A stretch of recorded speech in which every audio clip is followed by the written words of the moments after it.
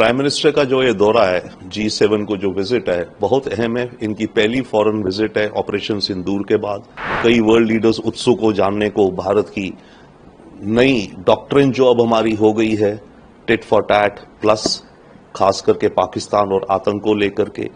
America Israel के साथ Iran की न्यूक्लियर फैसिलिटीज को बॉम्ब आउट कर दे, क्योंकि प्राइम मिनिस्टर का जो ये दौरा है, G7 को जो विजिट है, बहुत अहम है। इनकी पहली फॉरेन विजिट है ऑपरेशन सिंदूर के बाद।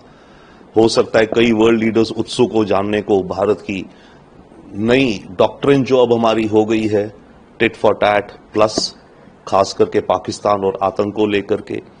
अव्वल उसके अलावा दुनिया में इसमें बहुत इश्यूज हैं, एनर्जी की इश्यूज हैं, सप्लाई चेन्स की इश्यूज हैं। याद रखिए, G7 फंडामेंटली एक इकोनॉमिक फोरम था और है, परंतु वक्त के साथ अब G7 जियोपॉलिटिकल मामलों में भी आ गया है। तो उन सब मामलों की चर्चा, भारत के अपने विचार जो भी फ्रेमवर्क्स बन रहे हैं, और खास करके ग्लोबल साउथ के देशों की जो दिक्कत, परेशानी, कंसर्न्स हैं। क्योंकि याद रखिए, दुनिया में जो इस समय जितनी ये जंगें चल रही हैं, जितनी सप्लाई चेन्स डिसरप्ट हो रही हैं, अमेरिका चाइना की ट्रेड टेंशन चल रही हैं, इसमें डेवलप्ड और डेवलपिंग कंट्रीज भी ऑफ कोर्स इफेक्टेड हैं, बट सबसे ज्यादा इफेक्टेड शायद हैं साउथ के, ग्लोबल साउथ, यानी कि छोटी और गरीब देश एक तरह से। और उनकी आवाज और उनके कंसर्न्स हमें एब्सोल्युटली ग्लोबल टेबल पे रखने हैं, क्योंकि पूरी प्लैनेट की चिंता देखनी है। डेफिनेटली प्रेसिडेंट ट्रंप ने G7 की मीटिंग जल्दी वापस कर दी है। अब अटकलें लगाई जा रही, क्यों जल्दी वापस गए।